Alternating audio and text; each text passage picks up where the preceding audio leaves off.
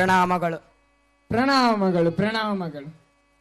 ಗುರುಗಳಾದ ವೈಶಂಪಾಯನ ಋಷಿಗಳೇ, ನನ್ನ ಅಜ್ಜನಾದ ವೀರ ಅಭಿಮನ್ಯುವಿನ ಮದುವೆಯ ನಂತರ ಏನಾಯಿತು? ಅಭಿಮನ್ಯುವಿನ ಮೊಮ್ಮಗನಾದ ಜನಮೇಜಯನೇ ಕೇಳು. ಅಭಿಮನ್ಯುವಿನ ಮದುವೆಯ ನಂತರ ವಿರಾಟ ನಗರದಲ್ಲಿ ಪಾಂಡವರು, ದ್ರುಪದ, ಕೃಷ್ಣ, ಬಲರಾಮ, ಸಾತ್ಯಕಿ ಮುಂತಾದ ಪ್ರಮುಖರೊಂದಿಗೆ ಸಭೆ ಸೇರಿದರು. ಹೌದಾ ಗುರುವರ್ಯ? ಹೌದು ಜನಮೇಜಯ.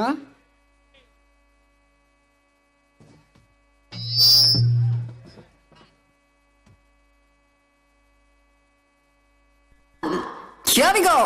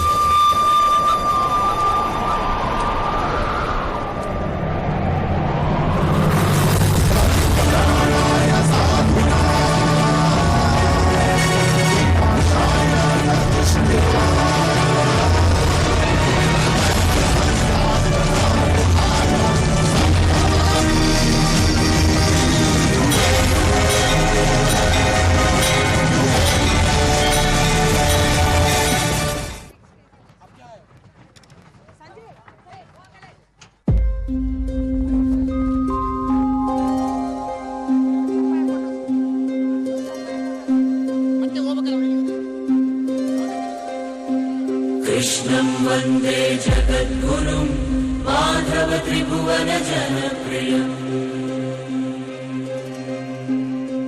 कृष्णं वन्दे जगद्गुरुं माधव त्रिभुवन जनप्रियम् कृष्णं वन्दे जगद्गुरुं माधव त्रिभुवन जनप्रियम्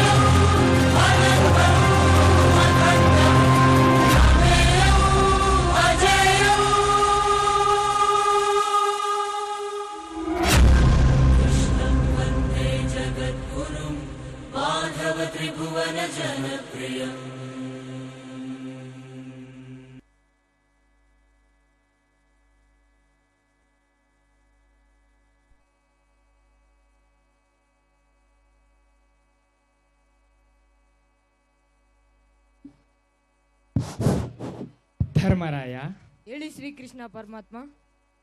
ಕೌರವರ ಆಸ್ಥಾನಕ್ಕೆ ದೂತರನ್ನು ಕಳುಹಿಸಿ ನಿಮ್ಮ ಪಾಲಿನ ಭೂಮಿಯನ್ನು ಕೇಳಿ ಧೃತರಾಷ್ಟ್ರ, ಭೀಷ್ಮ, ದ್ರೋಣ, ಕೃಪಾಚಾರ್ಯ ಮೊದಲಾದ ಹಿರಿಯರಲ್ಲಿ ವಿನಯದಿಂದ ವರ್ತಿಸಿ ಅವರ ಪ್ರೀತಿಯನ್ನು ಸಂಪಾದಿಸಿ ಇಷ್ಟಾದರೂ ಆ ದುರ್ಯೋಧನ ಸೊಕ್ಕಿನಿಂದ ನಡೆದರೆ ಯುದ್ಧದಲ್ಲಿ ನಿಮ್ಮ ಪರಾಕ್ರಮವನ್ನು ತೋರಿಸಿ.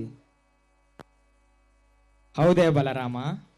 ಶ್ರೀಕೃಷ್ಣ ಪರಮಾತ್ಮ, ದೂತರೇಕೆ ವಿನಯವೇಕೆ? ಆ ದುರ್ಯೋಧನನ ತಪ್ಪೇನಿದೆ? ಈ ಧರ್ಮರಾಯ ರಾಜ್ಯವನ್ನು ಪಣಕ್ಕಿಟ್ಟು ಸೋತಿದ್ದಾನೆ. ಬೇಕಾದರೀಗ ಮತ್ತೆ ಜೂಜಾಡಲಿ. ಈ ಧರ್ಮರಾಯ ಜೂಜಿನಿಂದಲೇ ಭೂಮಿಯನ್ನು ಗೆಲ್ಲಲಿ. ಗೆದ್ದು ದುರ್ಯೋಧನ ರಾಜ್ಯವನ್ನು ಕೊಡದಿದ್ದರೆ ಆಗ ಬೇಕಾದ್ರೂ ಯುದ್ಧ ಮಾಡಲಿ. ಬಹಳ ಬಹಳ ಬಲರಾಮ, ನೀನು ಬಹಳ ಒಳ್ಳೆಯ ಮಾತಾಡಿದೆ ಬಿಡು. ಆ ದುಷ್ಟ ದುರ್ಯೋಧನನ್ನು ಅದೆಷ್ಟೋ ಇಸ್ಕೊಂಡು ಬರುತ್ತೀಯಲ್ಲ. ಸಾತ್ಯಕಿ, ವ್ಯಂಗ್ಯ ಬೇಡ ಸಾತ್ಯಕಿ, ನಿನ್ನ ಅಭಿಪ್ರಾಯ ಹೇಳು. ಪರಾಕ್ರಮಿಗಳಿಗೆ ದೂತರು ಬೇಡ, ಹೋರಾಡಿ ಸಾಯೋಣ. ಅಥವಾ ಶತ್ರು ವೀರನ ತಲೆಯಲ್ಲಿ ನಮ್ಮ ಆಯುಧವನ್ನು ನೆಟ್ಟು ನಮ್ಮ ಪಾಲಿನ ಭೂಮಿಯನ್ನು ಕೇಳೋಣ. ಹಿರಿಯರಾದ ದೃಪದರೇ, ನೀವೇನೆನ್ನುತ್ತೀರಿ? ಸಾತಿಕಿಯ ಮಾತು ಸರಿಯಾಗಿದೆ. ಆಯುಧದ ಪೆಟ್ಟಿಗೂ ಬಗ್ಗದ ಕೌರವೇಶ್ವರನು ಯುದ್ಧವಿಲ್ಲದ ತನ್ನ ಭೂಮಿಯನ್ನು ಕೊಡುವನೇ? ನಮಗೆ ಯುದ್ಧ ಬೇಕಿಲ್ಲ ಎಂಬುದು ನಿಜವಾದರೂ ಯುದ್ಧ ಅನಿವಾರ್ಯವಾಗಿದೆ. ಬೇರೆ ದಾರಿಯೇ ಇಲ್ಲ. ಎಲ್ಲ ರಾಜರ ಕಡೆಗೂ ದೂತರನ್ನು ಕಳಿಸೋಣ. ಯಾರು ಕೌರವರ ಕಡೆ, ಯಾರು ಪಾಂಡವರ ಕಡೆ ತೀರ್ಮಾನವಾಗಿ ಬಿಡಲಿ. ಸರಿಯಾಗಿದೆ. ಎಲ್ಲ ರಾಜರ ಬಳಿಗೂ ದೂತರು ಹೋಗಲಿ.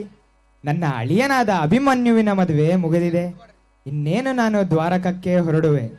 ನನಗಾಗಿ ಗೋಪಿಕರು ಕಾಯುವರು. ಯಾರಿಗಾದರೂ ಏನಾದರೂ ಹೇಳಬೇಕಿದ್ದರೆ ಒಬ್ಬ ಸಾಮಾನ್ಯ ಆಳಿನ ಮೂಲಕ ಹೇಳಿ ಕಳುಹಿಸಿ. ನಾನು ತಕ್ಷಣ ಹೊರಡುವೆ. ಧರ್ಮರಾಯ, ಹೇಳಿ ಪ್ರಭು. ಚಿಂತೆ ಬೇಡ, ಚಿಂತನೆ ಇರಲಿ.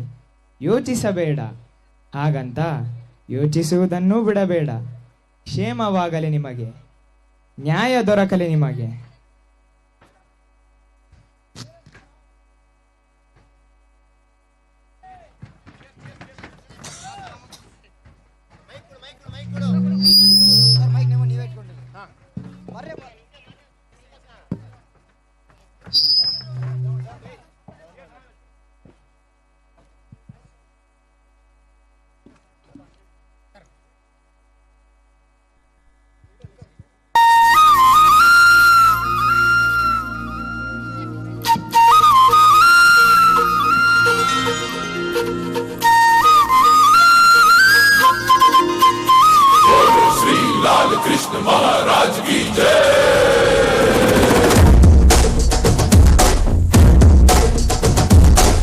ಕೈಯಲ್ಲಿ ಬೆಲ್ಲು ಹಿಡಿದೋನು ರಾಮ, ಗದೆಯನ್ನು ಹಿಡಿದಿರುವ ವೀರ ಭೀಮ, ಕೊಳಲನ್ನು ಹಿಡಿದು ನಿಂತಿರುವೆ ಶಾಮ, ನಿನಗಿರುವ ಇನ್ನೊಂದು ಹೆಸರು ಪ್ರೇಮ.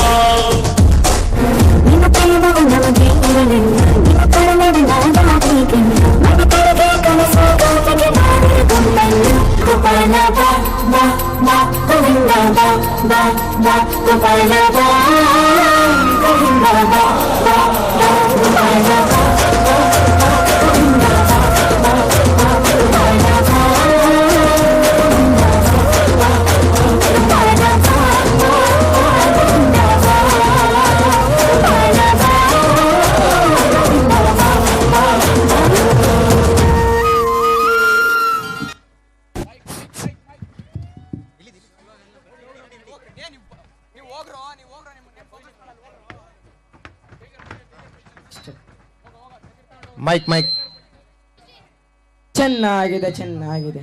ನಂತರ ಮುಂದೇನಾಯ್ತು ಗುರುವರ್ಯ? ಎಲ್ಲ ಈ ಜನ್ಮಜಯನೇ ಕೇಳು. ಕೌರವರು ಪಾಂಡವರು ಎಲ್ಲ ರಾಜರ ಬಳಿಯೂ ದೂತರನ್ನು ಕಳುಹಿಸಿ ನಡೆಯಬಹುದಾದ ಯುದ್ಧಕ್ಕೆ ಸಹಾಯವನ್ನು ಕೇಳಿದರು. ಕೆಲವರು ಪಾಂಡವರ ಕಡೆ, ಕೆಲವರು ದುರ್ಯೋಧನ ಕಡೆ ಬರಲು ಒಪ್ಪಿದರು. ಹಾಗಾದರೆ ಆ ಅರ್ಜುನ ಮತ್ತು ದುರ್ಯೋಧನ ಏನು ಮಾಡಿದರು? ಅರ್ಜುನ ಮತ್ತು ದುರ್ಯೋಧನ ಶ್ರೀಕೃಷ್ಣನ ಬಳಿ ಸಹಾಯ ಕೇಳಲು ಹೊರಟರು. ಹಾಗಾದರೆ ಆ ಶ್ರೀಕೃಷ್ಣ ಪರಮಾತ್ಮ ಯಾರಿಗೆ ಸಹಾಯ ಮಾಡಲಿಲ್ಲವೇ ಗುರು? ಆ ಶ್ರೀಕೃಷ್ಣನೇ, ಅವನ ವರ್ತನೆಯೇ ವಿಚಿತ್ರ. ಅದನ್ನೂ ಹೇಳುವೆನು ಕೇಳು.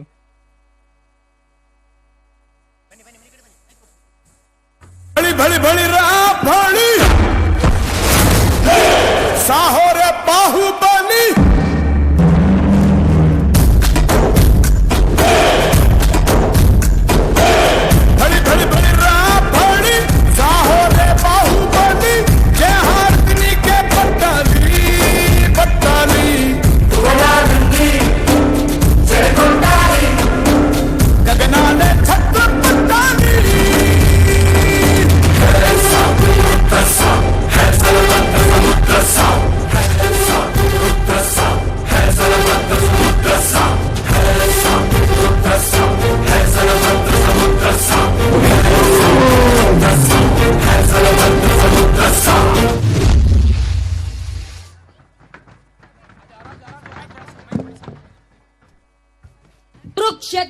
ಯುದ್ಧಕ್ಕೆ ಸಹಾಯ ಕೇಳಲು ಶ್ರೀಕೃಷ್ಣನ ಬಳಿ ಹೋಗುತ್ತಿದ್ದೇನೆ.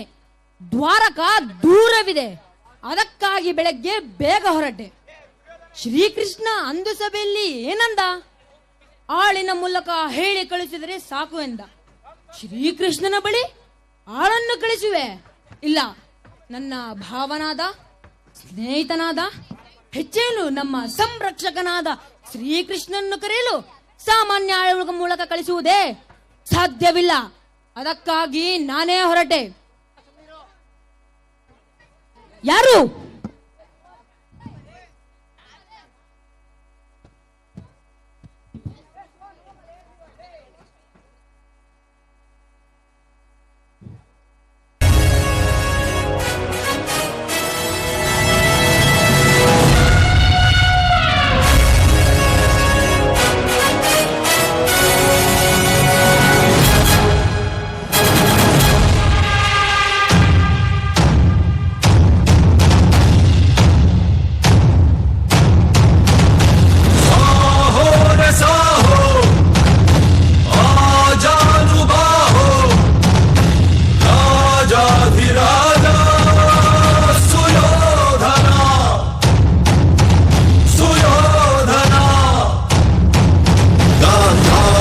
ಗರ್ಭದ ಗದಾಧರ ಧೃತರಾಷ್ಟ್ರ ಮಹಾಸುತ ಮಹೀವರ ಶತಸೋದರ ಅಗ್ರಜ ಶರವೀಯ ಗೌರವ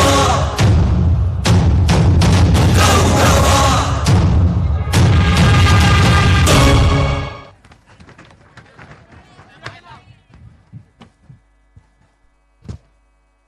ಶ್ರೀ ಕೃಷ್ಣನ ಬಳಿ ಸಹಾಯ ಕೇಳಲು ಹೋಗುತ್ತಿದ್ದೇನೆ. ದ್ವಾರಕ ದೂರವಿದೆ, ಅದಕ್ಕಾಗಿ ಬೆಳಗ್ಗೆ ಬೇಗ ಹೊರಟೆ. ಕೃಷ್ಣ ಏನಂದನಂತ? ಆಳಿನ ಮೂಲಕ ಹೇಳಿ ಕಳಿಸಿದರೂ ಸಾಕಂತೆ, ಬರುತ್ತಾನಂತೆ. ಆ ಕೃಷ್ಣನನ್ನು ಕರೆಯಲು ಸಾಮಾನ್ಯ ಕೂಲಿ ಆಳನ್ನು ಕಳಿಸಿದರೆ ನನ್ನ ಕೆಲಸ ಕೆಡುವುದಿಲ್ಲವೇ? ಅದಕ್ಕಾಗಿ ಈ ಆಳೆ ಹೊರಟಿದೆ. ಹೇಗಿದೆ ಆಳು? ಯಾರು ಅವನು? ಮಧ್ಯಮ ಪಾಂಡವ ಅರ್ಜುನನೇ ಅಂದರ ಅವನು ಕೂಡ ದ್ವಾರಕೆ ಕಡೆಗೆ ಹೊರಟಿದ್ದಾನೆ. ಏನು ಮಾಡುವುದು? ನನ್ನ ಕೆಲಸ ಅಂತೂ ಕೆಟ್ಟಿದೆ. ಅಯ್ಯೋ, ಇಲ್ಲ, ನಾನೇ ಮೊದಲು ಹೋಗುವೆ. ಅರ್ಜುನ ಬರುವ ಮೊದಲೇ ಕೃಷ್ಣನನ್ನು ಕಾಣುವೆ.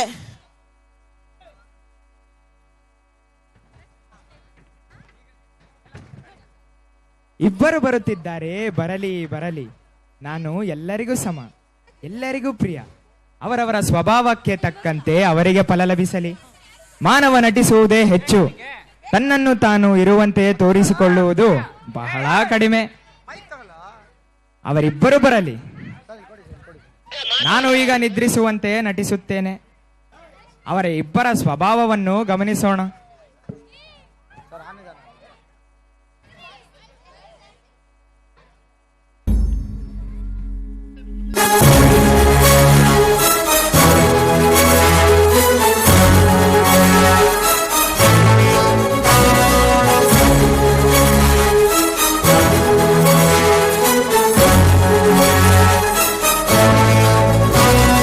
రణరంగం రణచదరంగం జరగాల్సిందే శర విధ్వంసం.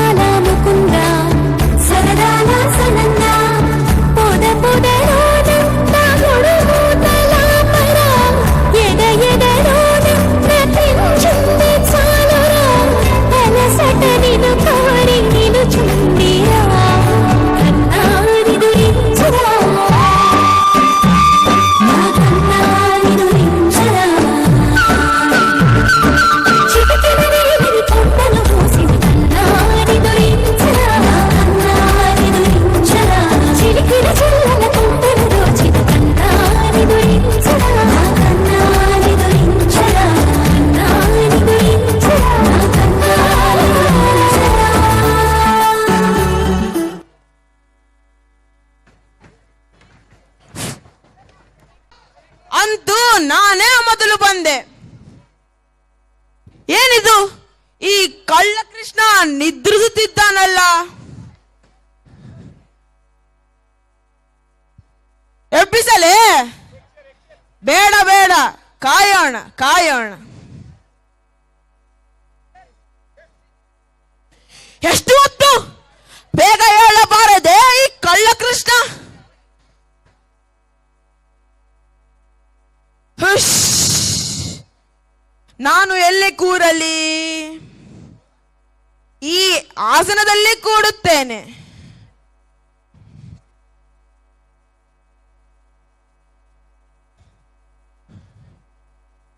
ಬೇಡ, ನಾನು ಕೆಳಗೆ ಕೂತರೆ ಕೃಷ್ಣ ಖುಷಿಯಾದಾನು, ನನ್ನ ಕಡೆಗೆ ಬಂದಾನು. ನಾನು ಕೆಳಗೆ ಕೂಡುತ್ತೇನೆ.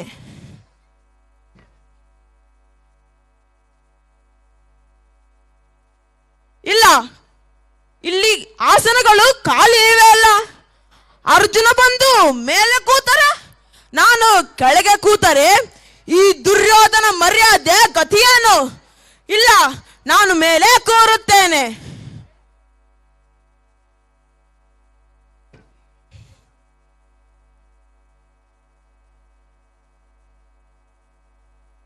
ಇಲ್ಲ, ನಾನು ಕೃಷ್ಣ ಕಾಳೆಗೆ ಕೂತರೆ ನನಗೆ ಅವಮಾನವಲ್ಲವೇ? ನಾನೇ ಮೊದಲು ಇಲ್ಲಿ ಕೂತು ಬಿಟ್ಟರೆ ಆ ಮಧ್ಯಮ ಪಾಂಡವ ಅರ್ಜುನನಿಗೆ ಕೃಷ್ಣ ಕಾಲ ಬುಡವೇ ಗತೆ.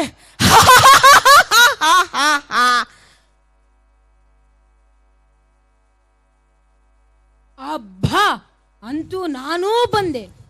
ಏನಿದು, ಶ್ರೀಕೃಷ್ಣ ಪರಮಾತ್ಮ ನಿದ್ರಿಸುತ್ತಿದ್ದಾನೆ? ಆಗಲಿ, ಕಾಯೋಣ. ಕರುಣಾಕರ ಲೋಕೈಕ ವೀರರಾದ ನಾವೈವರು ಜೂಜಿನಲ್ಲಿ ಸೋತು ಅಪಮಾನದಿಂದ ತಲೆ ತಗ್ಗಿಸಿ ದ್ರೌಪದಿಗೆ ಮಾನಭಂಗವಾಗುವ ಪ್ರಸಂಗ ಒದಗಿದಾಗ ದ್ರೌಪದಿಗೆ ಅಕ್ಷಯ ವಸ್ತ್ರ ನೀಡಿ ಅನುಗ್ರಹಿಸಿದವನು ನೀನಲ್ಲವೇ? ನಾ ನಿನ್ನೆದುರಿಗೆ ಕೂಡಲಾರೆ ಕೃಷ್ಣ, ನಾನು ನಿಂತೇ ಇರುತ್ತೇನೆ. ವೀರರು ವೀರಂತಿರಬೇಕು, ಭಕ್ತರಂತಲ್ಲ. ಈ ದುರ್ಯೋಧನ ತರವನ್ನು ಎಂದಿಗೂ ಬಿಟ್ಟುಕೊಡಲಾರ. ಅಲ್ಲ, ಈ ದುಷ್ಟ ದುರ್ಯೋಧನ ವೀರರಾದ ಮಾತ್ರಕ್ಕೆ ಗರ್ವ್ಯರಾಗಬಾರದು. ಬಂಧುಗಳೆದುರಿಗೆ, ಸ್ನೇಹಿತರೆದುರಿಗೆ, ಸಂರಕ್ಷಕರೆದುರಿಗೆ ಜಂಬಬೇಕೆ? ನೀನು ವಿನಯದಿಂದ ವರ್ತಿಸುವುದನ್ನು ಕಲಿತುಕೋ.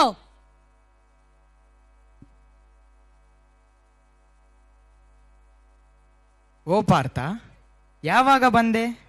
ಕ್ಷೇಮವೇ? ಬರುವ ಸುಳಿವನ್ನು ನೀಡದೆ ಬರುವ ಕಾರಣವೇನು? ಏನೂ ತೊಂದರೆ ಇಲ್ಲ ತಾನೆ?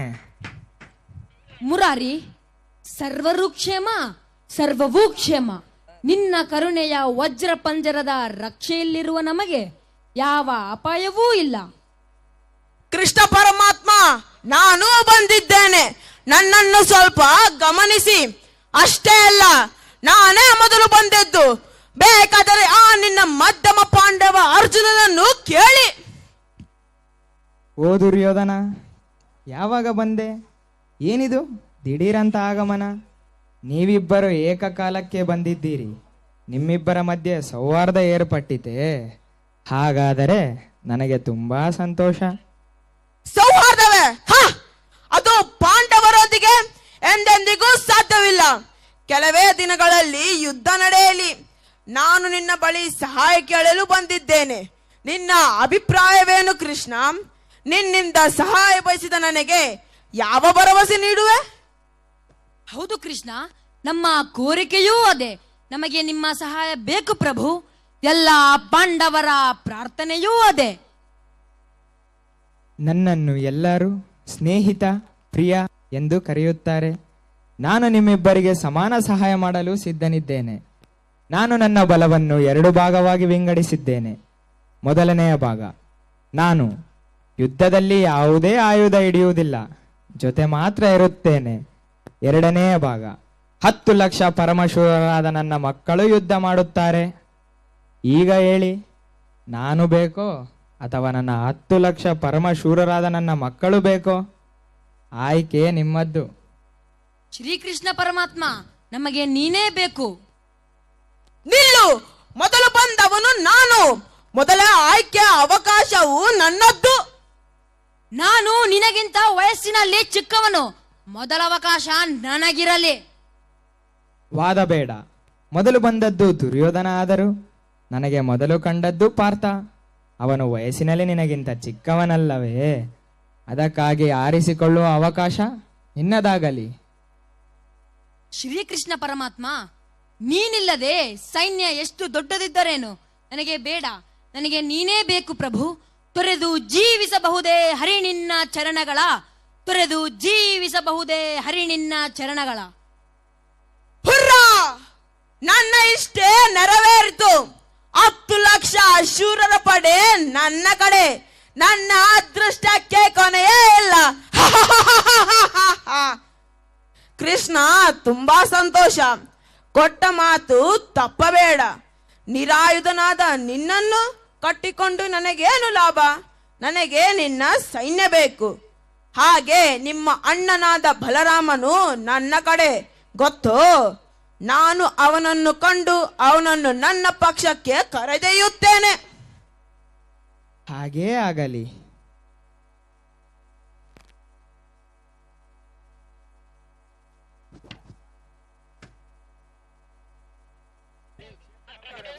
ಗುರುವರ್ಯ, ನಮೋ ನಮಃ. ದೀರ್ಘಾಯುವಾಗು. ಏನು ಬಂದದ್ದು? ಕೃಷ್ಣ ಪಾಂಡವರ ಕಡೆ ಇರುತ್ತಾನಂತೆ. ತಾವು ನನ್ನ ಕಡೆ ಇದ್ದು ತಮ್ಮ ಅಪರಿಮಿತ ಶಕ್ತಿಯಿಂದ ನನಗೆ ಜಯ ಕೊಡಿಸಬೇಕು ಮಹನೀಯ. ಹಾಗೇ ಆಗಬಹುದಾಗಿತ್ತು. ಆದರೆ ಕೃಷ್ಣ ಬೇಸರ ಪಟ್ಟುಕೊಳ್ಳುತ್ತಾನೆ. ನಾನು ನನ್ನ ತಮ್ಮನ ವಿರುದ್ಧ ಪಕ್ಷದಲ್ಲಿ ಬಹಿರಂಗವಾಗಿ ನಿಲ್ಲಲಾರೆ. ನಾನು ನಿನ್ನ ಕಡೆಯೂ ಇಲ್ಲ, ಪಾಂಡವರ ಕಡೆಯೂ ಇಲ್ಲ. ತೀರ್ಥಯಾತ್ರೆಗೆ ಹೋಗಿ ಬಿಡುತ್ತೇನೆ. ನನ್ನ ಕೆಲಸ ಕೆಟ್ಟಿತು. ಬೇರೆ ಉಪಾಯವಿಲ್ಲ. ಕೃಷ್ಣ ಬೇಸರ ಪಟ್ಟುಕೊಳ್ಳುತ್ತಾನಂತೆ. ಬೇಸರ. ಅಣ್ಣ ತಮ್ಮಂದಿರು ಸುಖವಾಗಿರಿ. ಯಾರು ಬೇಡವೆನ್ನುತ್ತಾರೆ?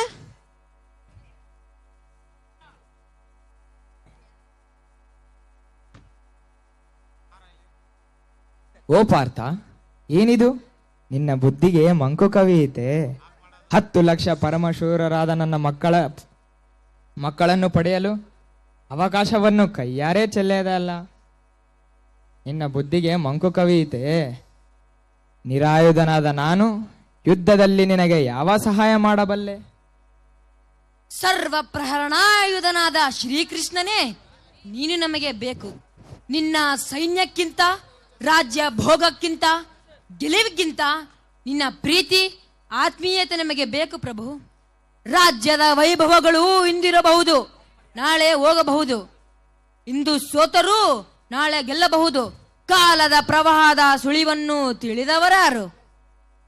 ಫಲ ಅರ್ಜುನ, ಫಲ. ನನಗೆ ಗೊತ್ತಿತ್ತು ಇದು ಹೀಗೇ ಆಗುತ್ತೆಂದು. ಅದಕ್ಕಾಗಿ ಆರಿಸಿಕೊಳ್ಳುವ ಅವಕಾಶವನ್ನು ಕಲ್ಪಿಸಿದ್ದೇನೆ.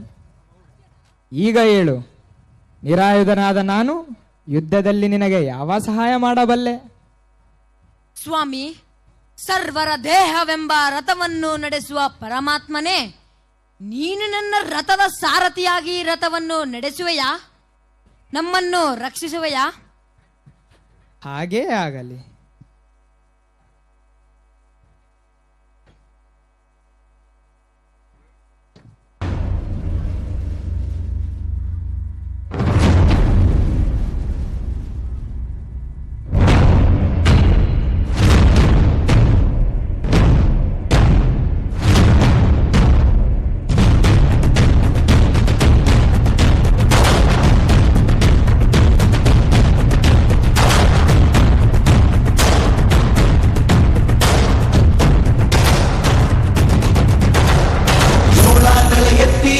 ಚೇರಾಗಡಿ ಮುತ್ತಿದಾಗ ಕುಂದ ಕನ್ನಡದ ಕಪ್ಪು ಮಣ್ಣಿನವನು.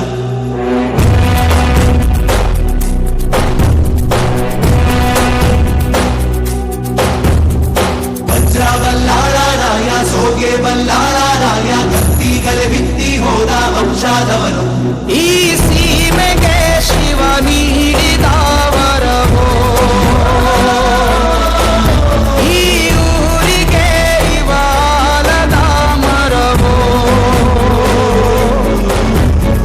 ಸುತ್ತಿನ ಕಾಟೆ ಕಸ್ತಿಗೆ ನಿಂತ ಗರಡಿ ಮನೆ ನಾಯಕ. 6000 ದಂಡು ಬಂದರು ಬಿಡನು,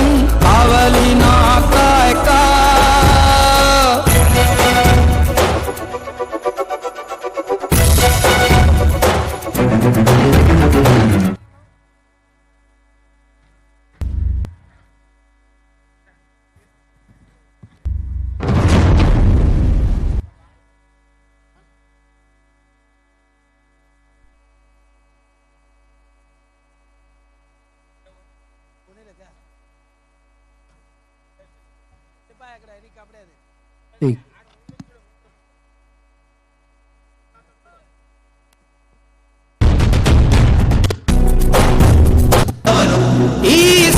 6,000